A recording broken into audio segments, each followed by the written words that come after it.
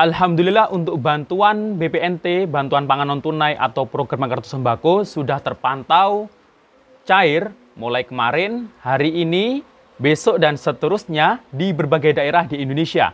Selain itu, bantuan PKH tahap 1, walaupun mungkin tadi siang atau tadi pagi banyak yang ngeceknya itu saldonya masih 0 atau zong, ternyata sore tadi ada yang terpantau cair. Nah, kira-kira di daerah mana dan bank apa untuk PKH tahap 1 yang cair?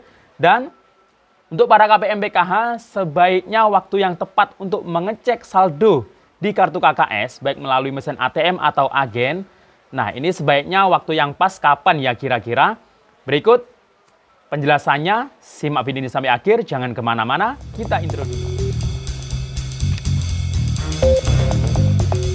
Assalamualaikum warahmatullahi wabarakatuh. Salam sejahtera, shalom, om swastiastu, namo buddhaya, salam kebajikan. Sobat YouTube, kembali lagi di channel saya, Sukron Channel. Apa kabar Sobat YouTube semua? Semoga Sobat YouTube semua selalu diberikan kesehatan, diperlancar segala urusan dan usahanya, dan diperbanyak rezekinya. Amin. Sobat YouTube, pada video kali ini, saya akan memberikan informasi yang sangat membahagiakan yang ditunggu-tunggu oleh para KPM PKH maupun KPM BPNT. Nah, hari ini, bahkan mulai kemarin, ini sudah terpantau cair untuk bantuan BPNT di beberapa daerah di Indonesia. Nah, pencairannya ini bertahap. Jadi besok ini pasti ada jadwal pencairan. Besoknya lagi, sampai 14 hari hingga awal-awal bulan Maret. Ya mungkin sekitar tanggal 5 Maret. Itu selesainya untuk bantuan BPNT disalurkan. Nah, selain itu, hari ini juga terpantau cair bantuan PKH tahap 1. Nanti saya perlihatkan struknya kira-kira di daerah mana dan kira-kira bank penyalur yang apa ya? Apakah BRI, apakah BTN, apakah BNI atau apakah Mandiri. Nah, kira-kira ini benar atau tidak ya? Sedangkan mungkin tadi pagi atau tadi siang Sobat YouTube mungkin ada yang sudah mengecek ternyata saldonya masih 0 atau zong. Nah, ini yang mengecek ini tadi sore ya. Tadi sore sekitar jam 4. Tapi ini belum semua daerah. Nah, ini kira-kira daerah mana ya yang cair? Dan sebaiknya KPM PKH untuk mengecek saldo. Apakah sudah masuk di kartu KKS atau belum? Kira-kira waktu yang tepat yang sangat dianjurkan itu kapan ya? Simak video ini sampai akhir. Dan sebelum kita lanjut, silakan yang baru bergabung di subscribe dulu channel ini dan ditekan tombol loncengnya agar Sobat YouTube semua mendapatkan pemberitahuan video terbaru dari Sukron Channel. Dan jangan lupa di-share di berbagai media sosial dan di-like apabila Sobat YouTube suka dengan video ini. Oke Sobat YouTube, kita lanjutkan bahasan pada video kita kali ini.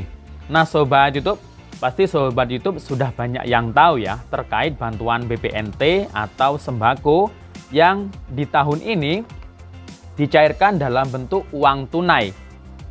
Nah, yang menyalurkan adalah pihak PT POS. Nah, yang didapatkan untuk bantuan BPNT-nya ini langsung 3 bulan. Karena setiap bulannya itu Rp200.000, jadi untuk alokasi bulan Januari, Februari hingga Maret langsung dapat Rp600.000. Untuk cara pengambilannya ini berbeda dengan di tahun sebelumnya. Biasanya saldo BPNT itu ditransfer ke kartu KKS dan ditransaksikan, dibelanjakan di e-warung atau agen, dan KPM biasanya mendapatkan sembako seperti beras, telur, daging, buah-buahan, sayur-sayuran. Namun, di tahun ini berbeda. Nah, dengan disalurkannya bantuan BPNT secara tunai melalui POS, nah ini cara pengambilannya juga berbeda. Nah, cara pengambilannya ini hampir sama dengan bantuan BST, bantuan sosial tunai yang di tahun lalu itu diberikan Rp300.000 per bulan. Nah, untuk bantuan BPNT yang diberikan kepada KPM yang biasanya dulu untuk mentransaksikan bantuan BPNT itu dibelanjakan sembako itu biasanya kan harus bawa kartu KKS ke warung, e-warung atau ke agen. Namun pada tahun ini nanti KPM menunggu surat undangan atau pemberitahuan dari PT POS atau kantor pos terdekat.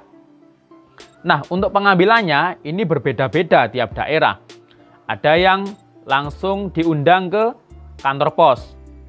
Jadi di undangan atau pemberitahuan itu biasanya ada jadwalnya dan ada jamnya.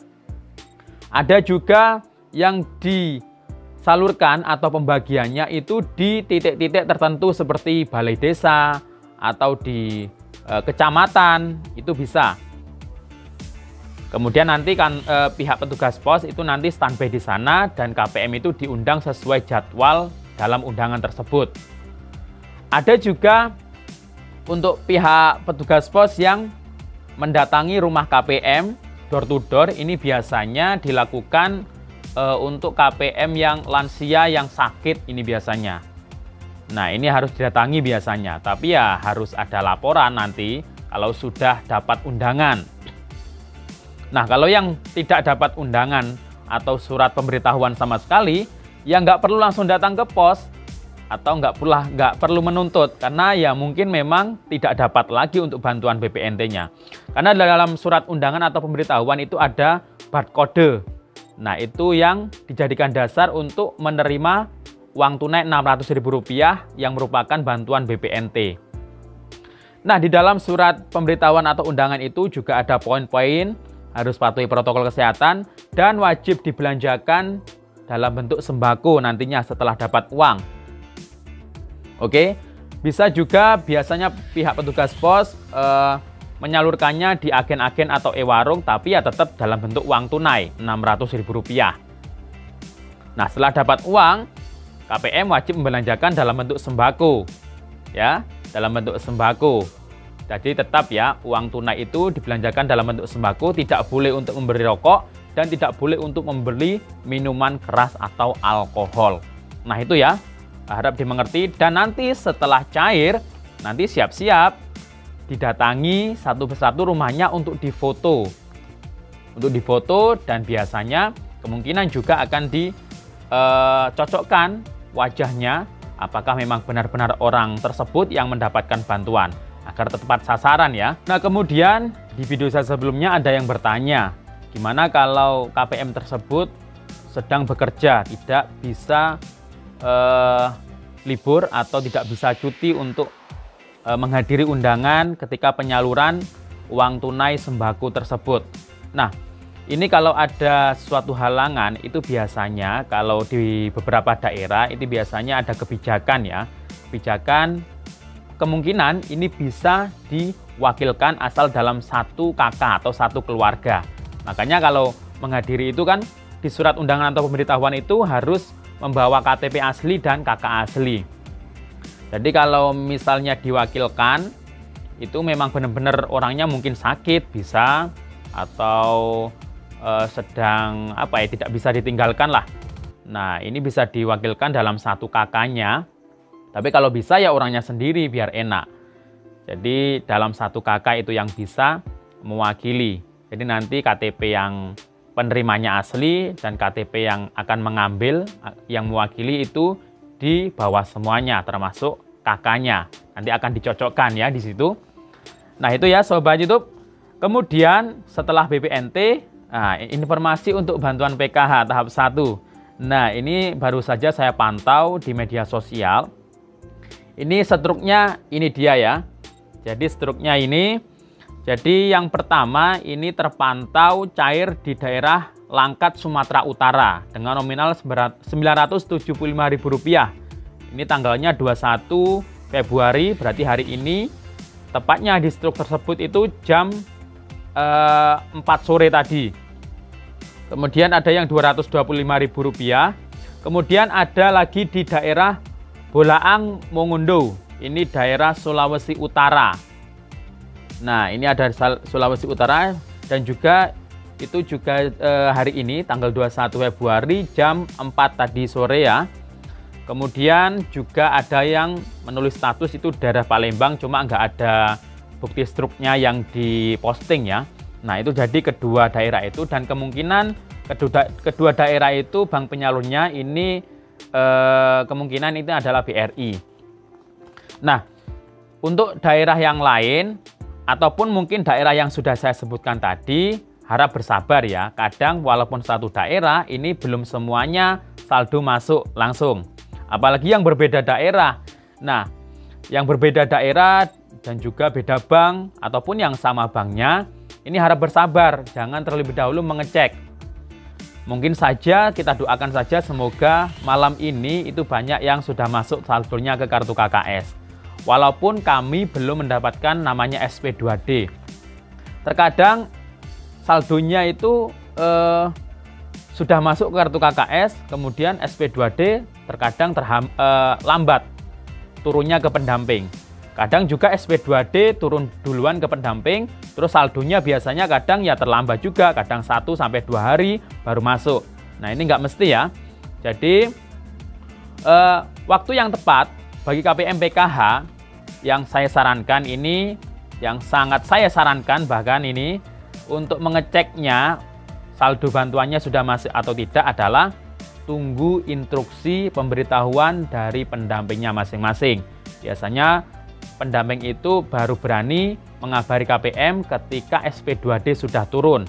Karena nama-nama yang ada di SP2D itu yang dijadikan acuan untuk pendamping untuk mengabari KPM siapa saja nama-namanya yang akan cair bantuannya. Jadi itu ya Sobat YouTube. Jadi jangan sampai dia jadikan acuan untuk nanti daerah sana sudah cair, aku mau ngecek nanti malam. Nah ini nggak perlu seperti itu ya. Jadi tetap tunggu pemberitahuan atau instruksi dari pendampingnya masing-masing. Dan nanti pendamping juga mungkin butuh dokumentasi. Jadi jangan seenaknya sendiri langsung ngambil uangnya ditarik tunai di mesin ATM atau agen tanpa memberitahu pendamping, karena pendamping juga butuh informasi juga dari KPM. Biasanya KPM ada ya yang langsung ngecek kalau sudah ada saldo langsung ditarik tanpa mendokumentasikan, karena nanti buat jaga-jaga untuk nanti diminta dari Kementerian Sosial untuk dokumentasi KPM saat mencairkan bantuannya. Jadi itu ya Sobat YouTube, demikian info dari saya, sampai jumpa di video saya selanjutnya. Wassalamualaikum warahmatullahi wabarakatuh.